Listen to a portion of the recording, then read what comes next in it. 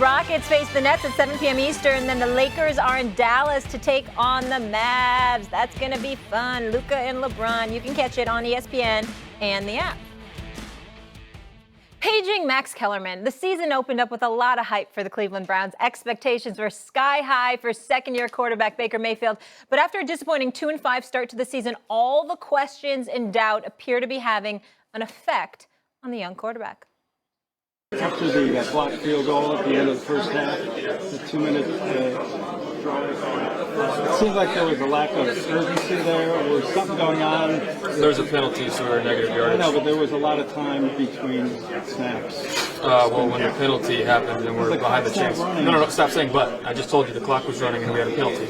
You want to give them the ball back? No, you don't play. You don't know it. That's just plain and simple. Was I happy with the drive? No, we didn't score points. That's the dumbest question you could ask. What? Jesus, Tony. Baker fired up. Took to Twitter following the press conference. Everybody wants to hear the truth until they actually get it. I am who I am and always have been. Don't call it emotional when it's convenient and then passion when it fits. I care about winning. So yeah, I'm frustrated. If I was to act like it's okay to lose, then y'all would have said I've gotten complacent. My sense of urgency is at an all-time high. And if I offended anybody along the way, that's too bad. Damian Woody with us. Where's your tie? I'm just kidding. I had to do that because Stephen A. I'd like to go first. Yeah, go first. I can mess with my brother another day because I'm really, I have to say this. Baker Mayfield is going to fail in the NFL if he does not get his act together. Here's the reality. The reporter asked a question. It was a football-related question. Now, he doesn't play the game like Baker Mayfield, so clearly he doesn't know the game like Baker Mayfield. Fair enough. But Baker Mayfield, you know what he does know? He does know that in 20 starts, you have 26 interceptions. He does know that you've thrown an interception in every single game that you've played in this season and the 3 that ended last season. He does know that the team stands 2-5, haven't met expectations, and that your frustration is real because everybody's frustrated watching y'all as much as you're frustrated with your performance. All of these things they know. Now, what Baker Mayfield has to pay attention to, and nobody's asking him to be anybody else but himself, all right? Because I personally like Baker Mayfield. I just don't like some of the things that I'm starting to really see from him. Deshaun Watson, a few weeks ago, was asked a question, and his initial response was, "Do you really know?" to the reporter. And then he said, "Listen, I'm not being disrespectful." And explained it to us, amazing. Then went into an absolutely phenomenal, amazing explanation of exactly what the play was, what the options were, what you're looking for, what he saw, et cetera, et cetera, et cetera. The reporter had nothing to say. If you don't want to say that, fine. If you want to explain, fine. But then to storm off when there's a whole bunch of other reporters there, and just because one reporter got on your nerve about a football question, you are the face of the franchise, you're the quarterback, you're supposed to be a leader, and you've shown no leadership qualities whatsoever in this very frustrating season. How much better do you think it's going to get, particularly if you struggle? Now, if you're winning, you can get away with some of these things. You're losing. You're losing. You're not meeting up to expectation. Everybody knows that you've been a shell of what you were projected to be. At some point in time, you have to own it. Part of owning it is simply answering football questions, because we are, not to get a bit raw with this, but we all know that Baker Mayfield has given you things to ask him about that have nothing to do with football over the course of his young life. What if those questions were asked? The fact that a person is asking you a football question, Baker Mayfield should be able to have a smile on his face and go like this: "Hey, there are worse things I could be dealing with in life rather than answering football questions," because there are other things he could be asked. He better get his act together. Otherwise, people are going to make it exponentially worse for him, and he thinks he can handle it. He doesn't know the half. I'm so glad you brought up Deshaun Watson. Everyone used that as, oh, a gotcha moment on social media. That's not how Deshaun Watson meant it, to put the reporter on the spot. Reporter asked him a question. Deshaun Watson's football IQ is here. The reporter's is not, whatever it is. It ain't You Deshaun don't play Watson. football. Right. So Deshaun Watson would smiled like, okay, he doesn't, this is a pretty simple answer for me, but maybe not. Do you really want me to explain it to you? And then went into a detailed explanation. It wasn't, Deshaun Watson didn't mean, oh, I'm going to get him on social media. Hello? Deshaun Watson was just explaining, and then the Twitter mob and everything did a gotcha moment to the reporter, and they were wrong. That was great. The reporter's there to get an answer like that. Baker Mayfield has made bad decisions, and he's had bad execution, and I believe he's also been a victim of a guy who's not ready to be a head coach yet. And an offensive line that has some problems and this kind of stuff. But the fact is, if you're Baker Mayfield and you're asked a question and you're like, boy, that's a dumb question. No, I was fine on that play, but Baker. Then he's not asking you about a half a dozen other plays that he could have asked you about where you know you weren't fine on that play, because the tape don't lie. You're going to see in film. They're going to, you're going to see what you did wrong. So why are you using that opportunity to show up that reporter and then, as Stephen A. said, then leave everyone else high and dry? The idea that Baker says, and I'm a fan of his, maybe a little less now than I was, but when he says, hey, I'm not going to change now, that's great. He should be himself, and this is who he's been, great. But he should also understand that we're only interested in him because we thought, because he was a great college player, and we thought he might be a great pro. If he stops being good at football to the point where he's not going to be a starter in the NFL, or if he is one, not a good one, we will stop being interested in him. And then he can continue to be himself, but it won't mean anything. That's the long way of saying that, Stephen A., you're right about that. He can get away with that when he's winning. When he's not winning, he can't. That doesn't mean that he should change himself. It just means he should realize, the party's going to be over, because people anyone heard about anyone interested in Johnny Manziel recently? Right? There's just not that much interest because he's not that good. That's what's at stake. I'm so sick of Baker Mayfield and the noise that comes with him. I mean, literally, it's disgusting. It really is. It's what Baker Mayfield doesn't understand is that there's a price to be had when you constantly ride this emotional roller coaster at the quarterback position. When you think of quarterback, listen, Tom Brady is fiery. How many times have we seen Tom Brady on the field before the game, running out, getting after people during the game, getting after people? But Tom Brady is always under control. He's measured, particularly when it comes to the media. He's measured. We've seen Phillip Rivers, who's a fiery guy, but he's measured. What Baker Mayfield needs to understand, especially in that interview, yeah, you're dealing with a reporter that maybe doesn't know, but for you to dismiss the guy that saying you have never played, you know how many coaches have never played at this level, but I have the utmost respect for in the National Football League? Just because you didn't play doesn't mean that you can't contribute to the conversation or ask questions that deserves an answer.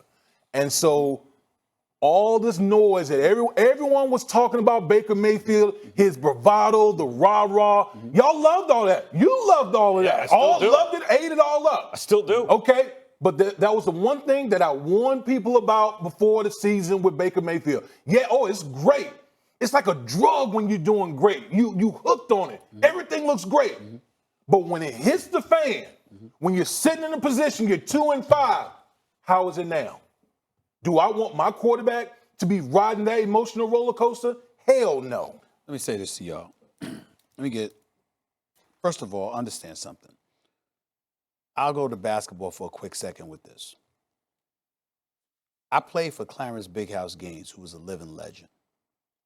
His mentor was a guy by the name of John McClendon, who helped integrate the sport of basketball, who learned the game directly from James Naismith himself.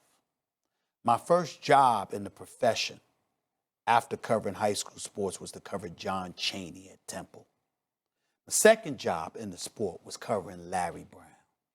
So when it came, no, I didn't play professional ball. I played D2 basketball, stuff like that.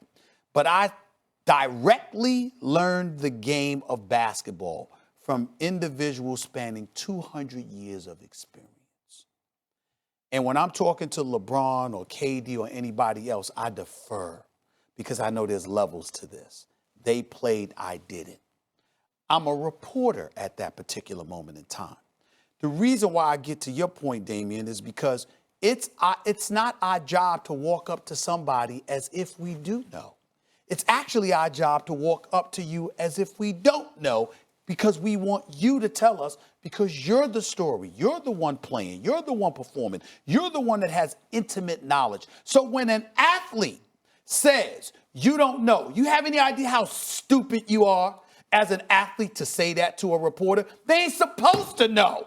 That's why we're interviewing you. You are the one with the knowledge. We're asking you to convey your knowledge to us and allow us to be a conduit between you and the audience out there who patronizes you by paying to see you, watching you on television, et cetera, et cetera. When you expect a reporter to quote unquote, no, not to say that we're supposed to be completely oblivious or ignorant or whatever, but there's an intimate knowledge of things. Even if we do know, we ain't supposed to act like we know when we're communicating with you, because we're supposed to get it from you, because that's what viewers, listeners, readers, etc. expect. So when a guy like Baker Mayfield comes out and he acts like that, you embarrass yourself, not just because of the reasons that I gave earlier, but because of that reason. And then you couple that, you've been in trouble with the law. You know what? I would sit up there if I were in Cleveland and I had any kind of connection to Baker Mayfield, I'd be like, come here, man. You know, you got arrested before? How would you like those questions revisited? How would that make you feel? You sure? You don't want to Why ask, is that fair game? questions? Because he won't answer the sports questions? No, what I'm saying is, exactly. In other words, it's a part of your contract, Saying he Max. shouldn't get so It's a worked part up about you sports say you shouldn't get worked up, questions. but it's also a part of your contract.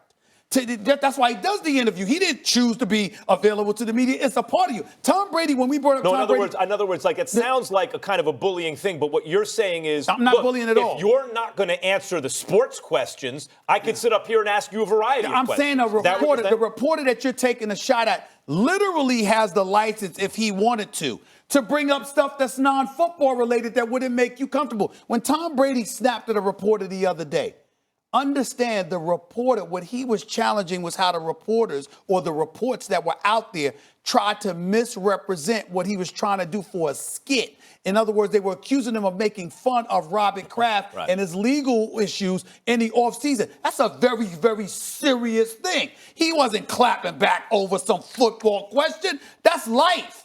That's a relationship he has with a man that he reveres. That's entirely different. This reporter was asking Baker Mayfield a football question. Right. What's your problem? I think that's a very good point that you bring up. I think that entire thing is right. Even if you do know, as a reporter, you're supposed to be benighted. You're supposed to ask open-ended questions to draw out information from the subject.